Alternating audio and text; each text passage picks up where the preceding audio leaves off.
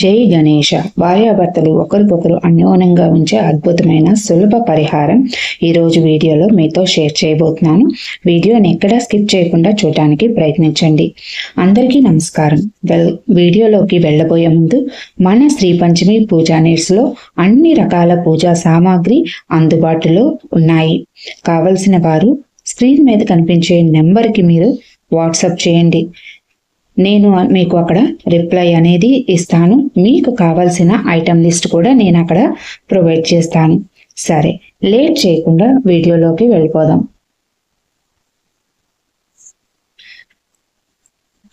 వశీకరణం అనే పదం వినగానే ప్రతి ఒక్కరూ మనసు తప్పుదారి పట్టిస్తుంది. వశీకరణ అనేది చెడ్డ పదం కాదు.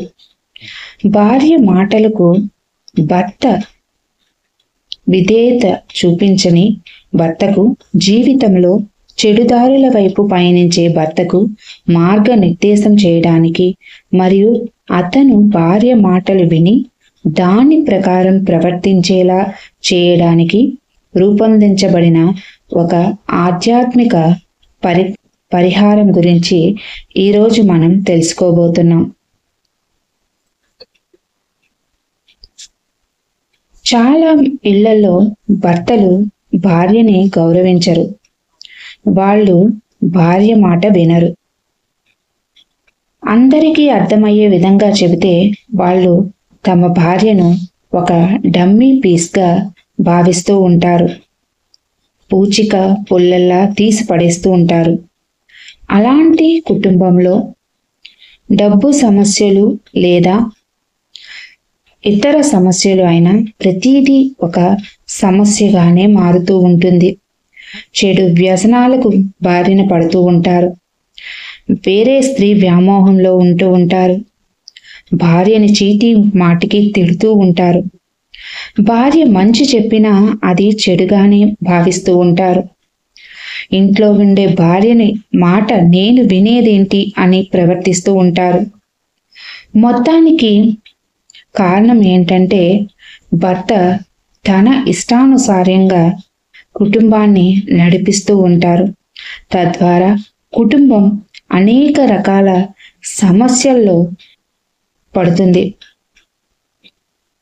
అయితే మీ ఇంట్లో అలాంటి సమస్యలు ఉంటే ఈ ఆధ్యాత్మికమైన పరిహారాన్ని ఎట్టి పరిస్థితుల్లోనే మిస్ అవ్వకండి.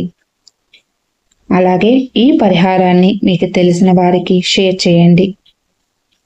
మీ మాట వినని భర్తను సరిదిద్దడానికి ఒక అద్భుతమైన ఒక సులభమైన నివారణే ఇది.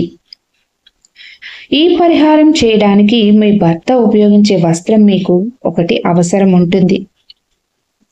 అది అతను వేసుకున్న ఉతికిన ఒక వస్త్రమై ఉండాలి. ఒక మట్టి దీప ప్రమిద, అలాగే దీపానికి ఉపయోగించే నువ్వుల నూనె అవ్వచ్చు, అలాగే కొబ్బరి నూనె అయినా అవ్వచ్చు, అది కొంచెం కావాలి. అలాగే తామర కాండంతో చేసే వత్తి, తామర వత్తి ఒకటి, అలాగే 2 లవంగాలు దీనికి సరిపోతాయి. ఈ దీపాన్ని మీరు పూజ గదిలో వెలిగించకూడదు. ఎందుకంటే ఇది మనం ఒక తాంత్రికమైన పరిహారం చేయబోతున్నాం.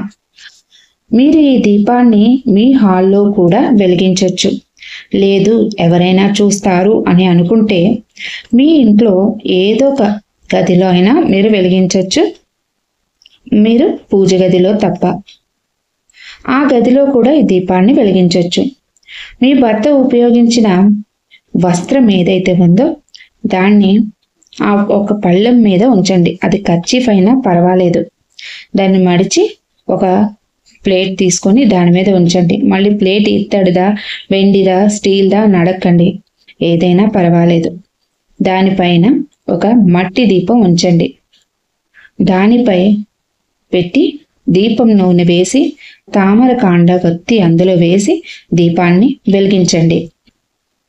ఈ దీపం ఉత్తరం వైపు చూసేలా ఉంచి వెలిగించండి. ఈ దీపాన్ని జాగ్రత్తగా వెలిగించండి. ఎందుకంటే మంట వస్త్రాన్ని ఎట్టి పరిస్థితిలోని తాకకూడదు. ఆ తుంపర్లవి పడకుండా జాగ్రత్తగా బత్తి వేసి వెలిగించండి. చేతిలో 2 లవంగాలు పట్టుకొని, నా భర్త నా మాటలు విని దాని ప్రకారం నడుచుకోవాలి, లేదా మీ భర్తకు ఏమైనా చెడు అలవాట్లు లేదా చెడు వ్యసనాలు లేదు చెడు సహవాసాలు ఉంటే వాటి గురించి మీరే స్వయంగా ఆ దీపానికి చెప్పుకోండి. మరియు అతను వాటి నుండి విముక్తిని పొందాలని హృదయపూర్వకంగా మనస్ఫూర్తిగా మీ బాధ ఆర్దోక్తితో మీరు ప్రార్థించండి. ఆ తర్వాత మీరు చేతిలో పట్టుకున్న 2 లవంగాలను దీపంలోని నూనెలో వేయండి. అంతే. 1 గంట పాటు ఇలా వెలగనివ్వండి. మీకు వెలిగించిన తర్వాత మీరు వెళ్ళి మీ యథాతిథిగా మీరు పనులనేది మీరు నిర్వర్తించుకోవచ్చు. దీపం కొండెక్కిన తర్వాత అందులో నూనె మిగిలి ఉంటుంది కదా, ప్రతిరోజు దానిని సేకరించి ఒక కంటైనర్లో పోయండి. ఈ దీపాన్ని కంటిన్యూస్గా 48 రోజులు వెలిగించాలి. ఒకవేళ మధ్యలో ఆటంకం వస్తే 5 రోజులు మినహాయించి 6వ రోజు నుంచి ఈ దీపాన్ని వెలిగించాలి. ప్రతిరోజు వత్తిని మార్చండి. అలాగే దీప ప్రమిదను కూడా మీరు శుభ్రం చేసి ఆ తర్వాత దీపం నూనె వేసి ఆ తర్వాత వత్తి వేసి దీపాన్ని వెలిగించండి. 48 రోజులు అదే వత్తి అనేది వాడకూడదు. దీపం కూడా శుభ్రం చేయాలి, ప్రమిద కూడా. అయితే నూనెను ప్రతిరోజు సేకరించాలి. ఇప్పుడు దీపం కొండెక్కిన తర్వాత అందులో ఉన్న లవంగాల్ని ఏదైనా మొక్క చోట వేసేసి అందులో ఉన్న నూనెని కొంచెం మిగులుతుంది కదా, ఆ నూనెని మీరు ఒక 2 చుక్కలైనా సరే ఒక చిన్న డబ్బా పెట్టుకొని అందులో వేయండి. మీరు 2 చుక్కల నూనె వేసినప్పుడు మీకు ఈ నూనె చాలా తక్కువ మొత్తంలో వస్తుంది. ఈ నూనెను మీ భర్త తలపై రాస్తే అతను మీ మాటలకు ముగ్ధుడైపోతాడు, చెడు అలవాట్లను దూరం అవుతాడు.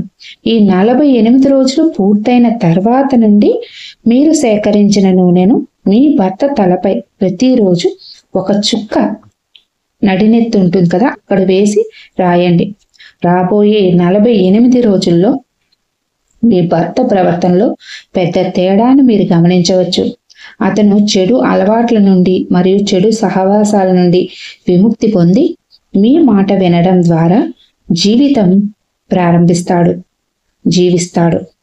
విశ్వాసం ఉన్నవారు ఈ పరిహారం నుండి ప్రయోజనం పొందొచ్చు. ఈ నివారణను దేనికి దుర్వినియోగం చేయకుండా మహిళలు జాగ్రత్తగా ఉండాలి. సమస్య ఖచ్చితంగా ఒకవేళ మీరు చెడుగా మీరు చేస్తే గనక మీకే ఆ పర్యవసానం వస్తుంది. కాబట్టి మంచి విషయాల గురించి ఆలోచిస్తే మనకి మంచి జరుగుతుంది.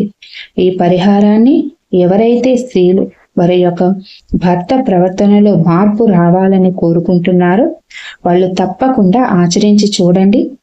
48 రోజులు నాన్ వెజ్ తినొచ్చా అని అడుగుతారు.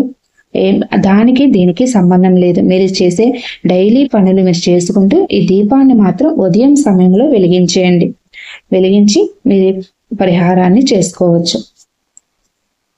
అదండి ఈరోజు వీడియో. మళ్ళీ ఇంకొక మంచి వీడియోతో మీ ముందుకు వస్తాను. అంతవరకు సెలవు. నేను మీ ఉమా. ధన్యవాదాలు. సర్వే జన సుఖినో భవంతు. జై హింద్.